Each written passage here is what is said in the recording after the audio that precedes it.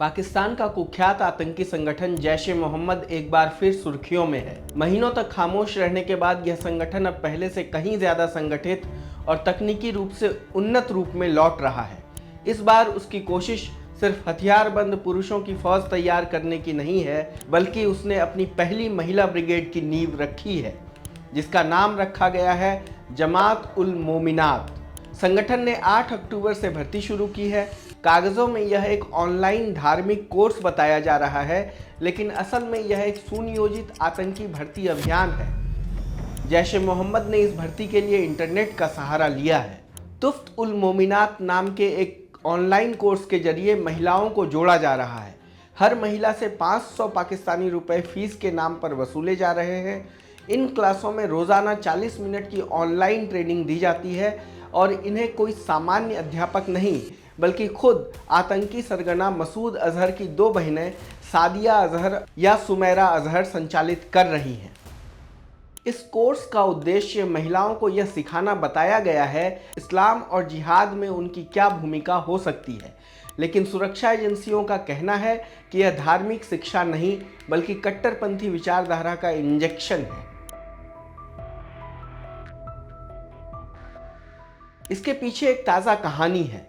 अप्रैल 2025 में जम्मू कश्मीर के पहलगाम में हुए हमले के बाद भारत ने पाकिस्तान में बैठे आतंकी ठिकानों पर ऑपरेशन सिंदूर चलाया था। 7 मई को हुए इस ऑपरेशन में पाकिस्तान के पंजाब सूबे के बहावलपुर में जैश का मुख्यालय मरकज तबाह कर दिया गया था।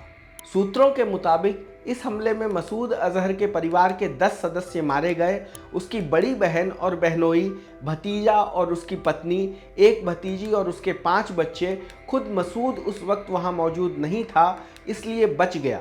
बाद में बीबीसी उर्दू ने उसकी एक रिकॉर्डिंग जारी की, जिसमें उसने कहा कि अगर मैं भी मारा जाता तो खुद को खुशनसीब समझता। इस हमले के बाद जैश का नेटवर्क पूरी तरह बिखर गया, लेकिन पाकिस्तान की सेना की शह और मदद से अब संगठन फिर से अपना ढांचा खड़ा कर रहा है और यह महिला ब्रिगेड उसी योजना का हिस्सा है। भारत की खुफिया रिपोर्टों के अनुसार पंजाब और सिंध प्रांत में अब तक लगभग 1500 नए सदस्य जैश में भर्ती किए जा चुके हैं। संगठन ने अपने मदरसों और मस्जिदों के नेटवर्क से करीब 100 करोड़ पाकिस्तानी रुपए चंदा भी जुटा लिया है।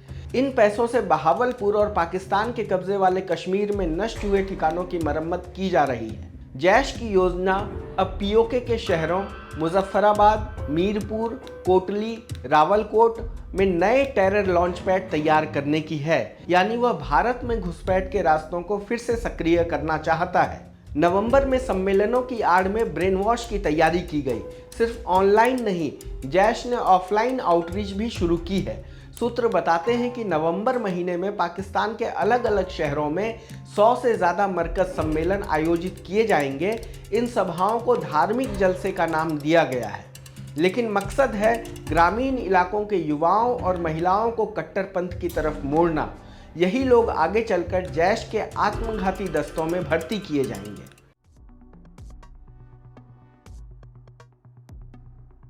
जैश की यह गतिविधि पाकिस्तान सरकार और financial action task force FATF के बीच चल रहे दबाव में खेल से भी जुड़ी है। पाकिस्तान ने FATF से अरबों डॉलर की मदद इस शर्त पर ली थी कि वह आतंकी संगठनों पर नकेल कसेगा। अब जैश इस भर्ती अभियान को धार्मिक शिक्षा का कार्यक्रम बताकर FATF की निगरानी से बचने की कोशिश कर रहा है।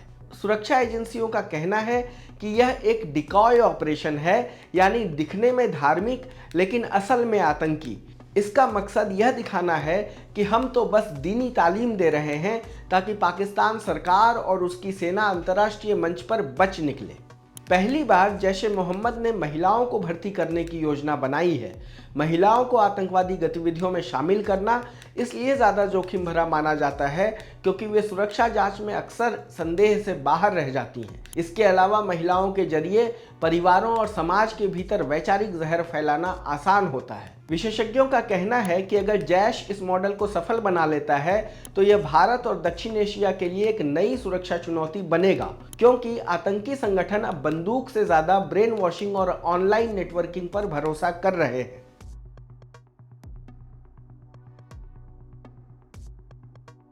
याद दिला दें कि मसूद अजहर वही व्यक्ति है जो 2001 में हुए भारतीय संसद हमले का मास्टरमाइंड था। उसी ने 2016 में पठानकोट एयरबेस हमला, 2019 में पुलवामा हमला और 2016 का उरी अटैक कराया था। उसका संगठन अफगानिस्तान के मज़ार शरीफ में भारतीय दूतावास पर हुए हमले के लिए भी जिम्मेदार माना जाता है। दुनिया के कई देशों में उसे और उसके संगठन को यूएन द्वारा बैन किया जा चुका है। फिर भी पाकिस्तान की ज़मीन पर वह खुलेआम सक्रिय है। पाकिस्तान की भूमिका भारत के लिए भविष्य में बड़ी चुनौती साबित हो सकती है। जैश ए मोहम्मद का मुख्यालय पाकिस्तान के बहावलपुर में ही है और वहां की स्थानीय प्रशासन और सेना दोनों उसकी गतिविधियों पर आंखें मूंदे हुए है। भारत और वैश्विक सुरक्षा एजेंसियों को आशंका है कि यह महिला ब्रिगेड और ऑनलाइन कोर्स आने वाले महीनों में नए स्लीपर सेल तैयार करेंगे। कश्मीर, पंजाब और दिल्ली जैसे इलाकों में साइबर रेडिकलाइजेशन का खतरा बढ़ सकता है।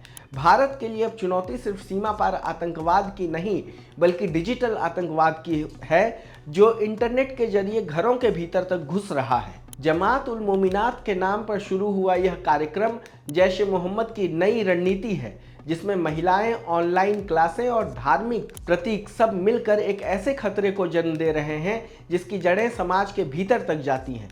पाकिस्तान की सेना इस पूरी गतिविधि पर चुप है और उसकी यह चुप्पी बहुत कुछ कहती है। भारत के लिए अब जरूरी है कि वह न केवल सीमा पर बल्कि डिजिटल स्पेस में भी इस तरह के नए जिहादी नेटवर्क पर नजर रखे, क्योंकि यह लड़ाई सिर्फ हथियारों की नहीं रही, अब यह विचारों और नेटवर्क की जंग है।